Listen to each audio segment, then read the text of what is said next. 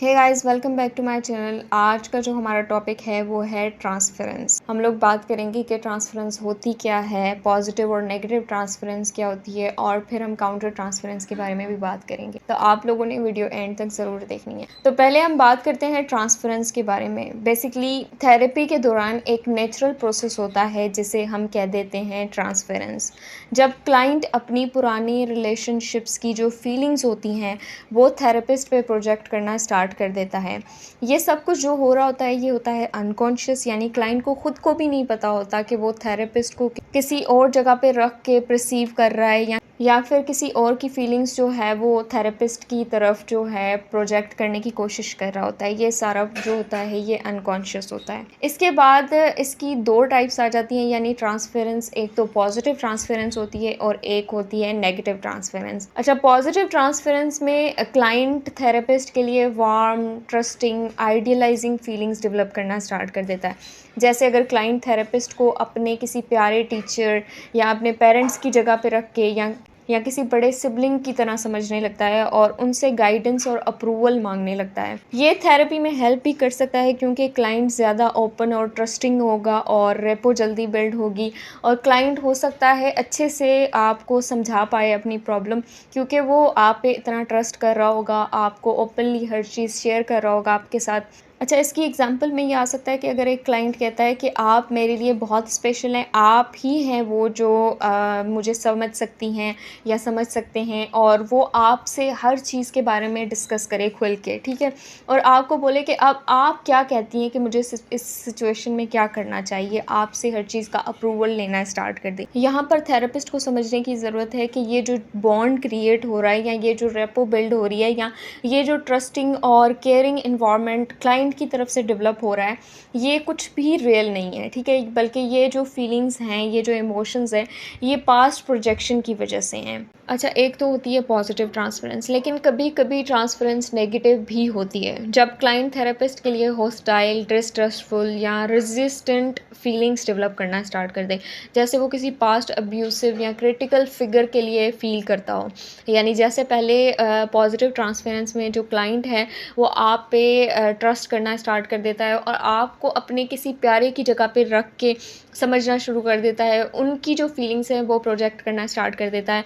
यहाँ पर negative transference में वो किसी पास्ट अब्यूसिव या क्रिटिकल फिगर की जो फीलिंग्स होती है ना, वो आप पे प्रोजेक्ट करता है, यानी आपको उस जगह पे रख के देखता है जहाँ पर कोई ऐसा फिगर रहा हो जो उसको पसंद नहीं था या उसके लिए एक प्रॉब्लमेटिक इन्वायरमेंट बना रहा था। ये थेरेपी को डिफ़िकल्ट बना सकता है। अच्छा, इसकी एक एग्जांपल ये हो सकती है कि क्लाइंट थेरेपिस्ट से गुस्से में कहता है कि आप भी सबकी तरह हैं, या आप भी मुझे ब्लेम कर रहे हैं, या आप कौन बनते हैं मुझ पे अथॉरिटी चलाने वाले, यानी इस तरह की जो चीज़ें हैं वो अज्यूम करके और आपको उस जगह पे परसीव करके बोलना शुरू कर दे। अच्छा, नेगेटिव ट्रांसफरेंस हो सकता है अगर क्लाइंट पास्ट में अथॉरिटी फिगर्स या निगलेक्ट या क्रिटिसिज्म का विक्टिम रहा हो।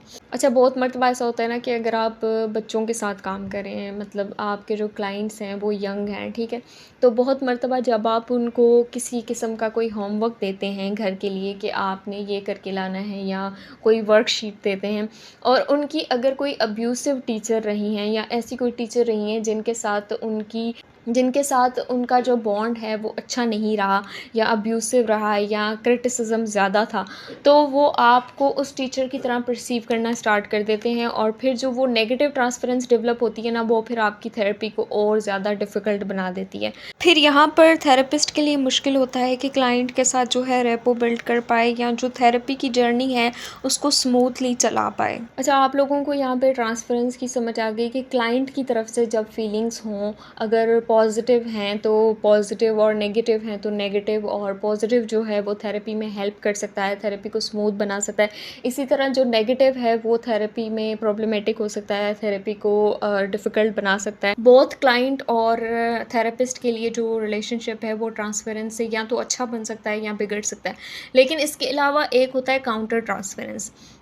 जिस तरह से क्लाइंट अपनी जो फीलिंग्स प्रोजेक्ट करता है थेरेपिस्ट की तरफ, इसी तरह कभी-कभी थेरेपिस्ट भी अपनी अनकॉन्शियस इमोशंस क्लाइंट पे ट्रांसफ़र कर देता है।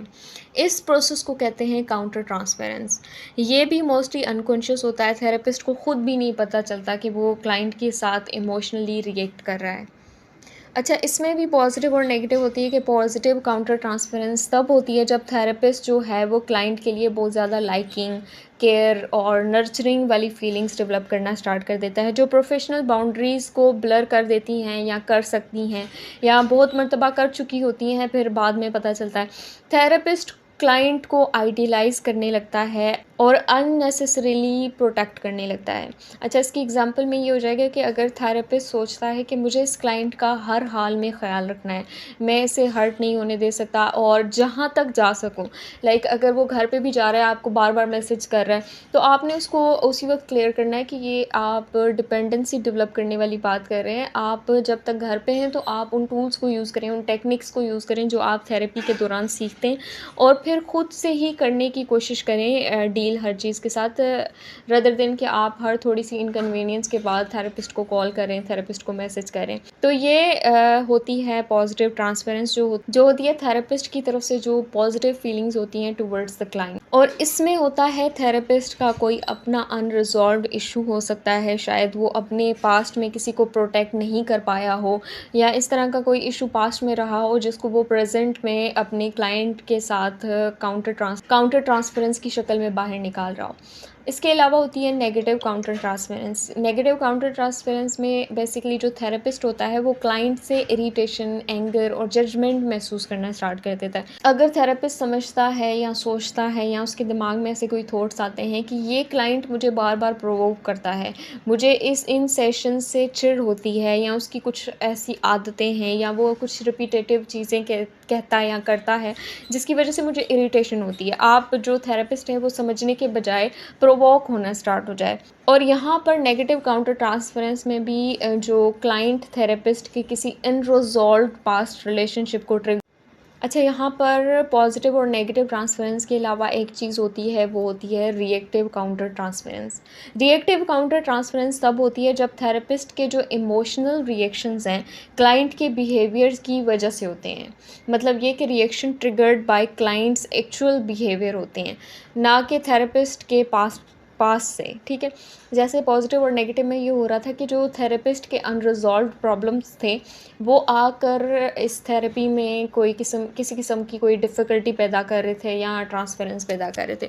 लेकिन रिएक्टिव काउंटर ट्रांसफरेंस में ये होता है कि जो बिहेवियर होता है, एक्चुअल बिहेवियर जो होता है क्लाइंट का, वो ट्रिगर करता है थेरेपिस्ट के काउंटर ट्रांसफरेंस को। जैसे अगर क्लाइंट थेरेपिस्ट को बार बार मैनिपुलेट करता है और थेरेपिस्ट गुस्सा महसूस करता है, तो ये जेन्युइन इमोशनल रिएक्शन हो सकता है, रिएक्टिव काउंटर ट्रांसफर। अच्छा, यहाँ पर जो ट्रांसफरेंस में थेरेपिस्ट का रोल है वो है अंडरस्टैंड, एनालाइज एंड यूज। चाहे ट्रांसफरेंस पॉजिटिव हो या नेगेटिव हो, थेरेपिस्ट का काम बनता है कि उसे समझना यानी यूज़ करना थेरेप्यूटिक गेन के लिए, बिना पर्सनली इन्वॉल्व हुए। ये क्लाइंट की जो अनकॉन्शियस कॉन्फ्लिक्ट और अनरिजॉल्व्ड इश्यूज़ तक पहुंचने का ज़रिया बन सकता है।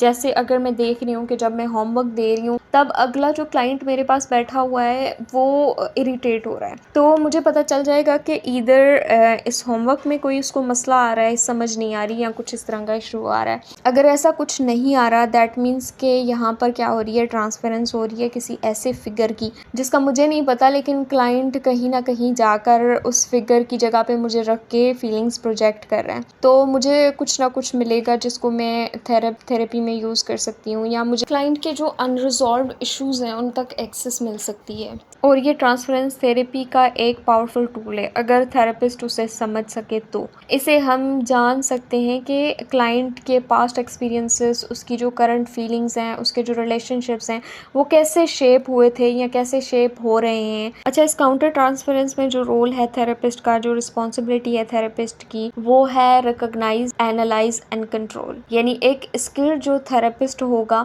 वो अपने काउंटर ट्रांसफरेंस रिएक्शंस को रिकॉग्नाइज करेगा, एनालाइज करेगा और कंट्रोल करने की कोशिश करेगा। उनका काम है कि ये जो रिएक्शंस हैं थेरेपी का हिस्सा ना बने। लेकिन अगर हो भी जाए ऐसा कि इस तरह की जो काउंटर ट्रांसफरेंस है वो थेरेपी का हिस्सा बन रही है, कंट्रोल में नहीं आ रही, तो उनका क्लिनिकल यूज किया जाए। इस तरह से जब थेरेपिस्ट अपने अंदर के इमोशनल रिएक्शंस को समझने की कोशिश करता है, तब थेरेपी सिर्फ क्लाइंट के लिए ही नहीं बल्कि थेरेपिस्ट के लिए भी एक प्रोग्रेसिव जर्नी बन जाती है। ट्रांसफरेंस या काउंटर ट्रांसफरेंस दोनों पावरफुल टूल्स। अगर थेरेपिस्ट को पता हो कि मैंने कैसे बाउंड्रीज को क्रिएट करना है और बाउंड्रीज और अवेयरनेस के साथ काम करना है। अच्छा, अगर हम इनका कंपैरिजन देखें तो जो ट्रांसफरेंस होती है वो उसको एक्सपीरियंस करता है क्लाइंट और काउंटर ट्रांसफरेंस को एक्सपीरियंस करता है थेरेपिस्ट। और जो काउंटर ट्रांसफरेंस होती है वो डायरेक्टेड होती है टूवर्ड्स क्लाइंट और ट्रांसफरेंस होती है टूवर्ड्स थेरेपिस्ट। बेस्ड ऑन होती है, बहुत होती हैं पास्ट एक्सपीरियंसेस पे। जो ट्रांसफरेंस होती है वो होती है क्लाइंट के पास्ट एक्सपीरियंसेस पे और जो काउंटर ट्रांसफरेंस होती है वो होती है थेरेपिस्ट के पास्ट एक्सपीरियंसेस पे। और इसमें जो ट्रांसफरेंस होती है वो यूज़फुल होती है फॉर एक्सप्लोरिंग द क्लाइंट्स के जो भी कॉन्फ्लिक्ट होते हैं। और काउंटर ट्रांसफरेंस में जो थेरेपिस्ट होता है वो एक इंसाइट गेन कर सकता है उसके अपने जो इश्यूज होते हैं, पास्ट एक्सपीरियंसेस होते हैं, उनसे रिलेटेड। अब यहाँ पे हमारा जो आज का लेक्चर है वो ख़त्म होता है और मैं उम्मीद करती हूँ आप लोगों को ट्रांसफरेंस और काउंटर ट्रांसफरेंस बहुत अच्छे से समझ आया होगा।